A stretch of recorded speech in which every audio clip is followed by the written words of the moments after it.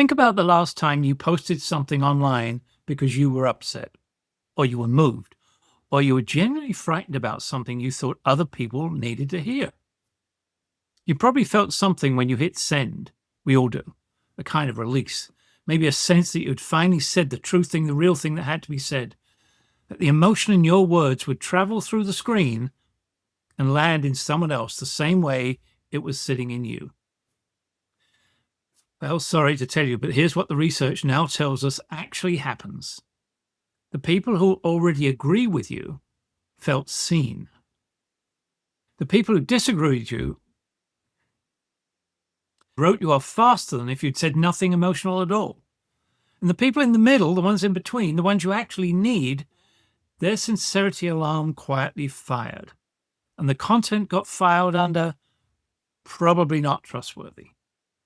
Not because your emotion was fake, not because the message was wrong, but because human beings evolved for face-to-face contact, apply a very different filter to emotion on a screen than to emotion in a room.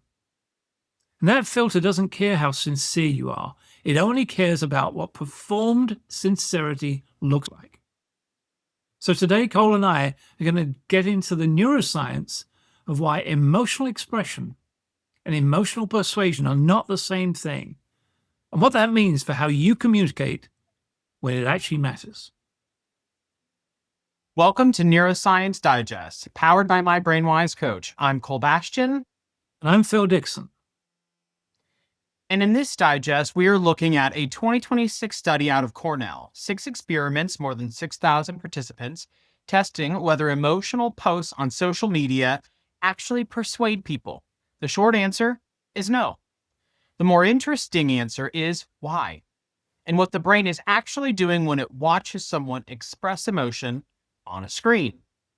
We're going to get into the mechanism, the practical implications, and what this means for anyone who communicates for professional reasons, which is probably most of us.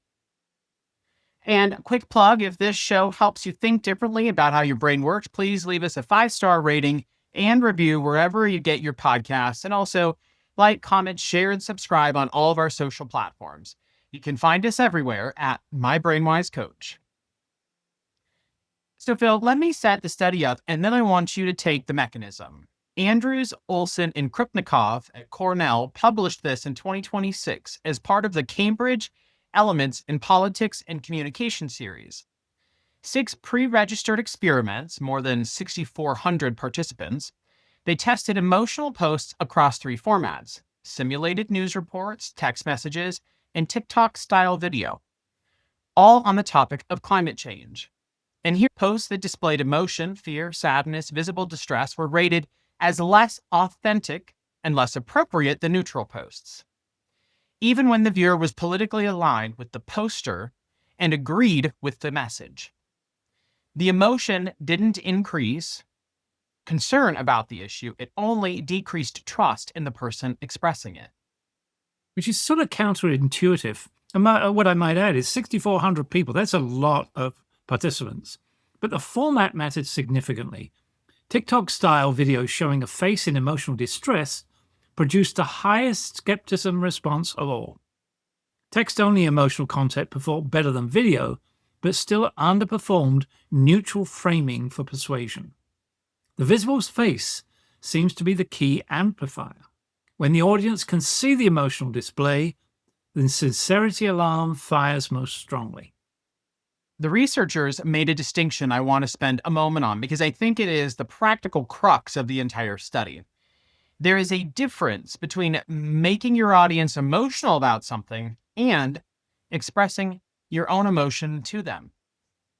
They found that the first can actually work, creating an emotional response in the audience through storytelling, through data that lands with weight, through a narrative, can genuinely shift attitudes. But expressing your own emotion to the audience as the primary communication strategy does not. It backfires specifically for persuasion, even when it successfully signals to people who already agree. And this all points to a function the researchers also named. Emotional posting is effective at finding your tribe. It signals identity and creates belonging for people who are already aligned with you. What it does not do is expand that tribe. It's a cohesion mechanism, not a persuasion mechanism. And most people who post emotionally are operating under the implicit assumption that it's doing the second thing when it's actually only doing the first. So, Phil, what is actually happening in the brain when someone watches an emotional post and the sincerity alarm fires? Because I want to understand the mechanism, not just the findings. Let's take this slowly. The starting point is that the social brain, our social brain, didn't evolve for mediated communication. It evolved for face-to-face contact in small groups where the stakes of misreading emotional intent were significant. You needed to know quickly whether someone's distress was genuine, because the answer determined whether you helped them, whether you could trust them, and whether their emotional state was a reliable signal about a real threat. The neuroscience of empathic resonance, which Zaki and Ochsner have mapped carefully, involves what we might call a gating mechanism. Emotional contagion, actually feeling what another person is feeling, depends on perceiving the emotion as authentic. The brain runs a background appraisal. Is this real? And that appraisal draws on a wide range of social cues, micro expressions, vocal quality, contextual coherence, and whether the emotion matches the situation. When the appraisal flags the emotion as potentially performed or strategic, the resonance mechanism is suppressed. The empathy gate closes. And a screen makes that appraisal harder, right? Significantly harder, and in a direction that favors skepticism. The cues the brain uses to validate genuine emotion are reduced in a video post. You lose the full body, you lose the proximal physiological signals and the shared physical context. What you have is a face, a script, and a platform that their brain knows is designed to reward emotional display. That last piece is important. Platforms that algorithmically amplify content that generates engagement have, over years of use, conditioned our audiences to expect strategic emotion. The brain learns the environment it operates in. When the environment systemically rewards performed emotion, the appraisal system recalibrates towards skepticism and the gates close. So the audience isn't being unfair to the person posting, they're being rational about the context, is what it sounds like. Precisely, that's their brain operating the way it should.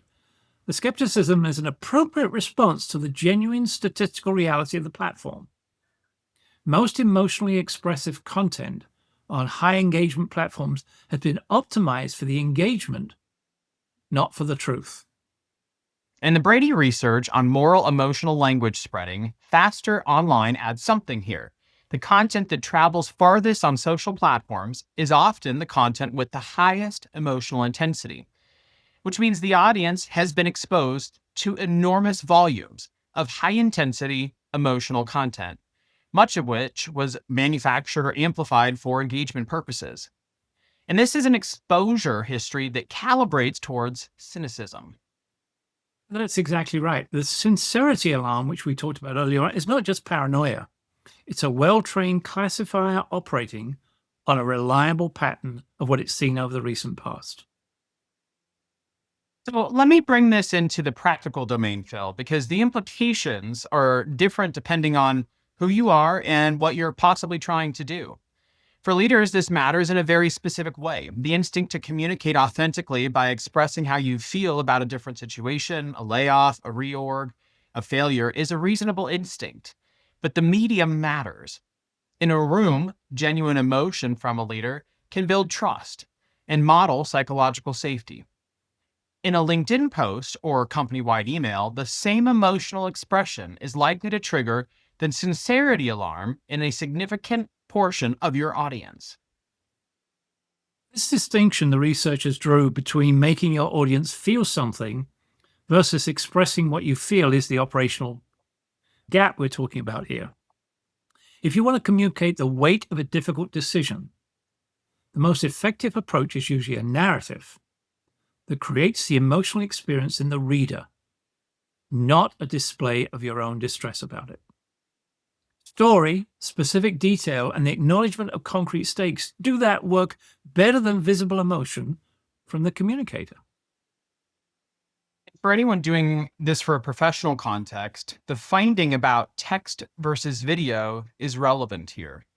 Text-only emotional content, even when it expresses emotion, underperforms neutral framing for persuasion. But the gap is smaller than for video. If you are building credibility with an audience, you want to expand. The evidence favors precise, clear, evidence-grounded communication over emotional expression. You can be human without leading with your emotional state. And for the personal dimension, I think the study is asking a useful question that most of us don't ask when we post. What is the actual function of this? Am I trying to reach people who don't already agree with me? Or am I trying to find the people who already do? Neither is wrong, but they require different approaches, and most people are using the wrong tool for the goal that they actually have. Brain needs to believe the emotion is real before it will let the content in. Everything else follows from that. So Phil, what do you want our BrainWise friends to carry forward from today? Well, it's the sincerity alarm. It exists because it has a job to do. The social brain is running a constant appraisal of whether the emotion it's receiving is a reliable signal. Is it true for that person? On platforms designed to reward emotional performance, the base rate of strategic emotion is high, and the brain's prior interpretation reflects that. The person posting genuinely is paying the reputational cost of the person who posted strategically yesterday. It's not fair, we know that. It is, however, the environment we're operating in. Second, let's talk about emotional contagion. Actually feeling what somebody else feels requires that emotional gate to be open. The gate opens on perceived authenticity. This means the most effective emotional communication is usually the kind that creates the emotional experience in the audience rather than it being displayed by the communicator. For me, the communal or community function finding is probably the most practically important thing. Emotional posts find your tribe or your community. They do not expand it. If you know that going in, you can make a deliberate choice about what you're trying to do and select your approach accordingly. You can use emotional expression for cohesion, and community building is entirely legitimate. Using it as a persuasion strategy with skeptical audiences is likely to cost you the credibility you need for the persuasion to work in the first place.